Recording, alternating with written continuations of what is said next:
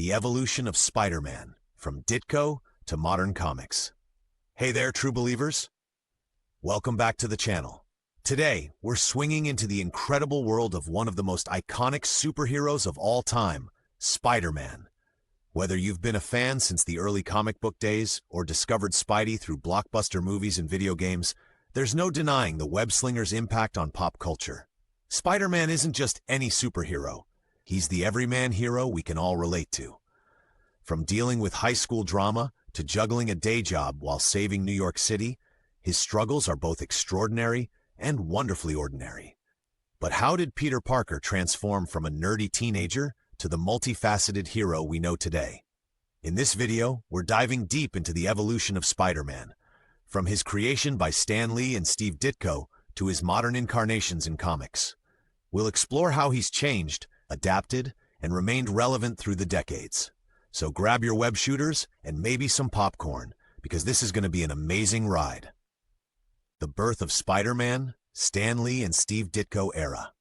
Let's rewind the clock to 1962. The Beatles were taking over music charts, the space race was heating up, and in the world of comics, a new kind of hero was about to make his debut.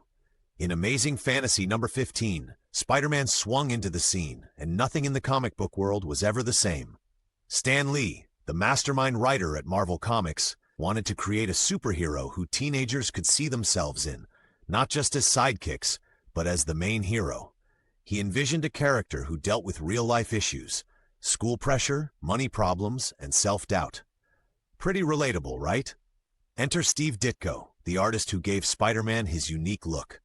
Ditko's artistic style was distinctive, with sharp lines and a sense of movement that made Spidey's acrobatics leap off the page. He designed the famous red and blue suit adorned with web patterns, a mask with expressive eyes, and those nifty web shooters, an innovative gadget that Peter Parker invented himself. In his origin story, Peter is a science-loving high school student living with his Aunt May and Uncle Ben. After being bitten by a radioactive spider during a science demonstration, he discovers he has gained incredible powers, super strength, the ability to cling to walls, and a spider sense that alerts him to danger. But here's the twist. Instead of immediately deciding to fight crime, Peter tries to cash in on his new abilities by becoming a wrestler and entertainer. Fame and fortune seem just around the corner. That is, until he makes a fateful decision to ignore a thief escaping police custody, thinking, "It's not my problem." Tragically, that same thief later ends up killing his beloved Uncle Ben. This heart-wrenching event brings home the lesson that with great power comes great responsibility, a theme that becomes the cornerstone of Spider-Man's ethos. Ditko and Lee introduced a cast of characters who would become essential to Spider-Man's world. There's Aunt May, always fretting over Peter's well-being, Flash Thompson, the school bully who ironically adores Spider-Man, and a rogues gallery of villains like the Green Goblin, Dr. Octopus, and Sandman. These weren't just any villains. They often had personal connections to Peter or tragic backstories, adding layers of complexity to the conflicts. The Green Goblin, for instance, is Norman Osborn, the father of Peter's best friend Harry. Spider-Man's early adventures were groundbreaking because they blended superhero action with personal drama. Readers connected with Peter's struggles to balance school, work, social life, and his secret identity. He faced everyday problems like paying the rent and dealing with illness, all while battling supervillains. The impact on the comic book industry was monumental. Spider-Man showed that heroes didn't have to be invincible or infallible. They could be just like us, with flaws and insecurities. This opened the door for more nuanced storytelling in comics, making them more appealing to a broader audience. So, in the Stan Lee and Steve Ditko era, Spider-Man wasn't just born. He soared. Their collaboration laid the foundation for a character who would endure and thrive for decades to come. It's no wonder that these early stories are still celebrated today. Transition to John Romita Sr. and the Silver Age. Swinging into the mid-1960s, Steve Ditko parted ways with Marvel, and the artistic torch was passed to John Romita Sr. If Ditko introduced us to Spider-Man, Romita made us fall in love with Peter Parker's world. Romita brought a new aesthetic to the Amazing Spider-Man. His art was more polished and romantic, capturing the youthful energy of the time. The characters appeared more conventionally attractive, and the action scenes became even more dynamic. One of Romita's significant contributions was the introduction of Mary Jane Watson. Remember that iconic panel where Mary Jane first appears and says, "Face it, Tiger, you just hit the jackpot." That was Romita's work, and it left a lasting impression. Under Romita's pencil, romantic subplots took center stage. Peter's love life became a roller coaster involving Mary Jane, Gwen Stacy, and even the occasional flirtation with others. This focus on relationships added depth to Peter's character and drew in readers who were interested in more than just superhero antics. Peter's social circle expanded, introducing characters like Harry Osborn, who became Peter's best friend, and eventually another tragic figure in the Spider-Man saga. The stories delved into themes of friendship, jealousy, and the challenges of growing up. Romita also enhanced the emotional storytelling. Moments of joy, sorrow, and tension were rendered with a sensitivity that resonated with readers. The balance between Peter's personal life and his responsibility as Spider-Man became even more entwined. Sales of The Amazing Spider-Man soared during this period. The combination of relatable storytelling and captivating artwork made the series a standout. Spider-Man wasn't just a superhero comic. It was a window into the life of a young man navigating the complexities of adulthood. John Romita Sr.'s era solidified Spider-Man's place in the Silver Age of comics. He didn't just draw Spider-Man, he shaped the very essence of what made the character enduring. His influence is still felt in how Spider-Man is portrayed today, both in comics and on the big screen. The Bronze Age and the 1970s evolution. As we step into the 1970s, Spider-Man's stories began to reflect the changing times. The Bronze Age of comics ushered in more mature themes and socially relevant storylines, and our friendly neighborhood Spider-Man was at the forefront of this evolution. One of the most significant and shocking events was the storyline known as The Night Gwen Stacy Died. In this tragic arc, Peter's girlfriend, Gwen Stacy, is killed by the Green Goblin.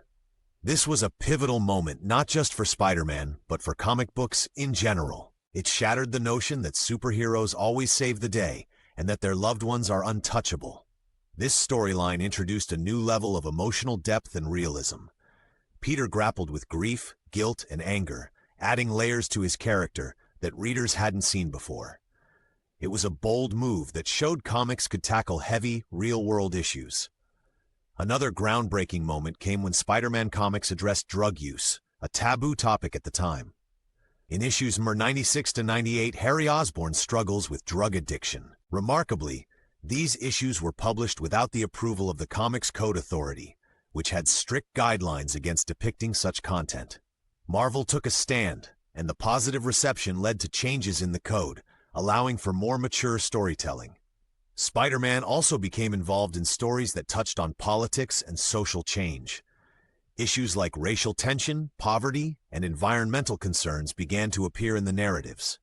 This made the comics more relevant to the readers of the time, who were experiencing these issues firsthand. The introduction of characters like the Punisher, an anti-hero who operates with a morally gray code, added complexity to Spider-Man's world. Their interactions raised questions about justice, morality, and the consequences of vigilantism. Through all these changes, Spider-Man evolved into a more complex and multifaceted character.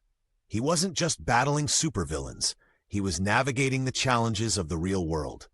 This evolution kept the character fresh and relatable, ensuring that Spider-Man remained a favorite among fans. The Bronze Age was a transformative period, proving that comic books could be a medium for serious storytelling.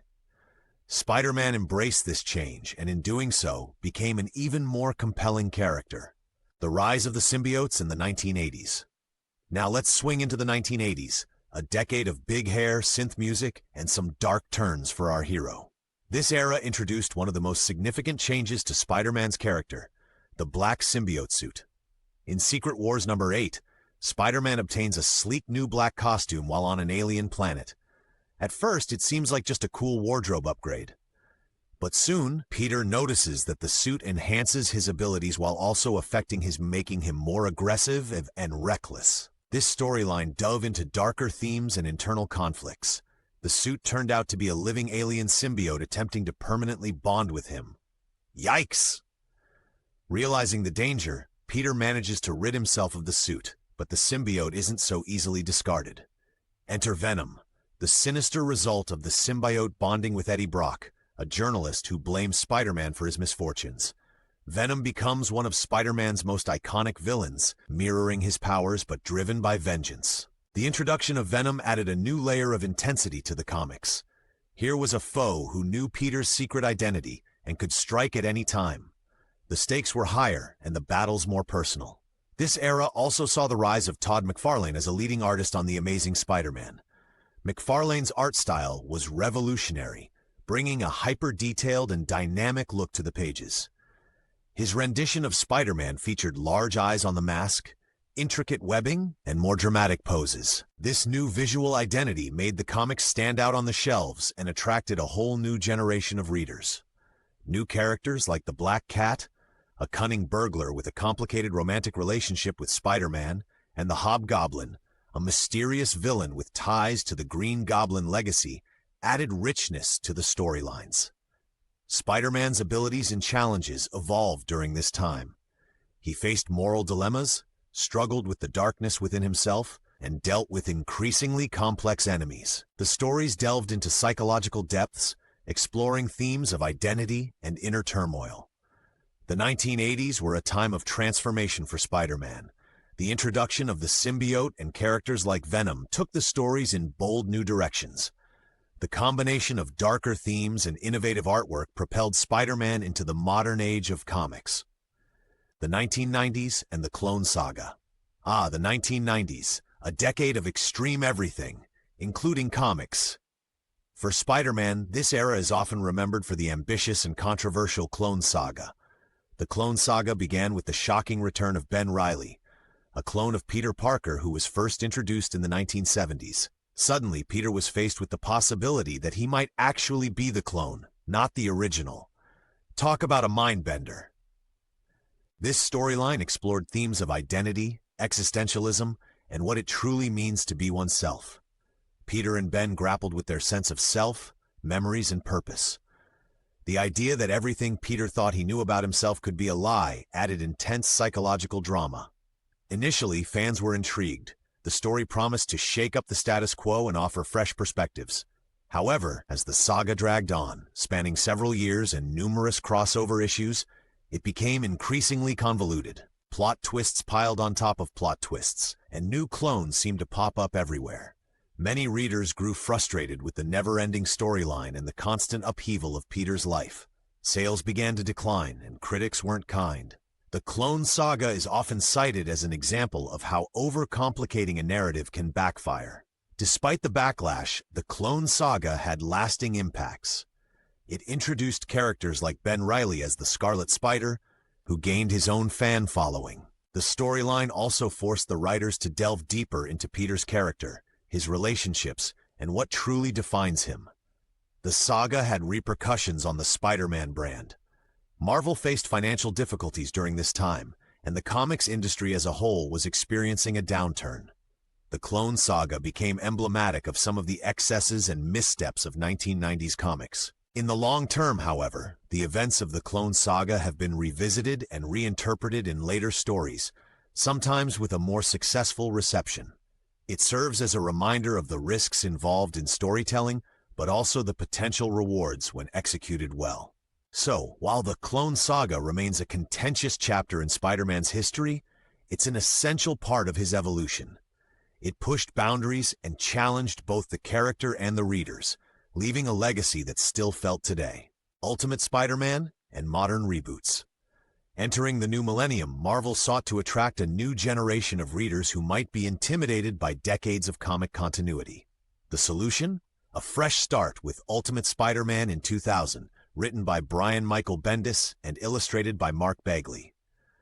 Ultimate Spider-Man reimagined Peter Parker's origin story in a modern setting. The core elements remained, a teenager bitten by a genetically altered spider, but the storytelling was updated to reflect contemporary issues and sensibilities. The series focused on character development and paced storytelling. Over several issues, readers saw Peter navigate high school life, grapple with his new powers, and face familiar foes reintroduced with modern twists. The dialogue was snappy and realistic, capturing the way teenagers actually talk. This reboot made Spider-Man accessible to new readers without the weight of extensive backstory.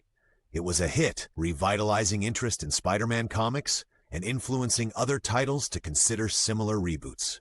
The success of Ultimate Spider-Man extended beyond comics. The 2002 Spider-Man film starring Tobey Maguire drew inspiration from both the classic and Ultimate versions of the character. The approach of blending relatable personal struggles with superhero action resonated with audiences worldwide. As technology became more integrated into daily life, it also found its way into the comics. Peter's scientific genius was highlighted, showing him inventing gadgets and utilizing the internet, a reflection of modern tech-savvy teens. The Ultimate Universe allowed for new interpretations of characters and storylines. Relationships were explored differently, and some characters' fates diverged significantly from the original continuity.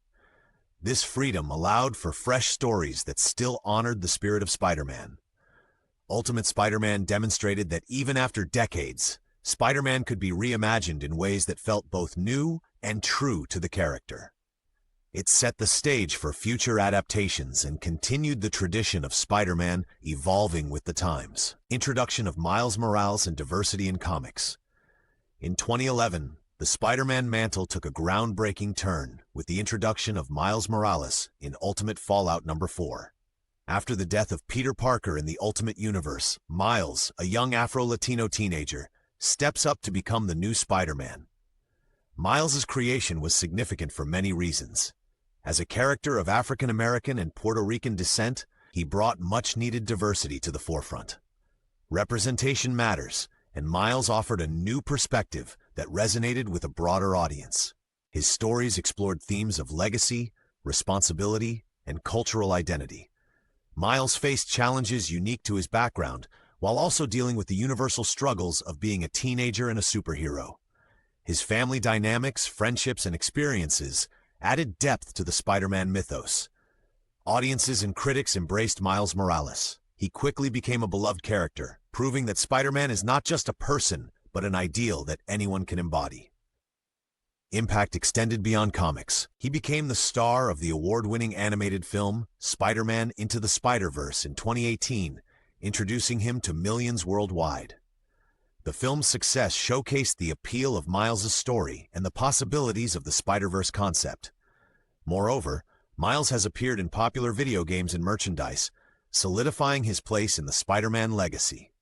His introduction marked a significant step toward inclusivity in comics and inspired other publishers to diversify their characters. Recent developments, the Spider-Verse and beyond. In recent years, the Spider-Man universe expanded in thrilling new directions. The Spider-Verse storyline introduced the concept of a multiverse filled with different versions of spider characters. Imagine dozens of spider people, each with unique backgrounds and abilities, all coming together. Mind-blowing, right? This concept allowed for creative freedom and exploration of genres. From Spider-Gwen, a version where Gwen Stacy was bitten by the spider, to Spider-Man Noir, set in the 1930s, the possibilities were endless.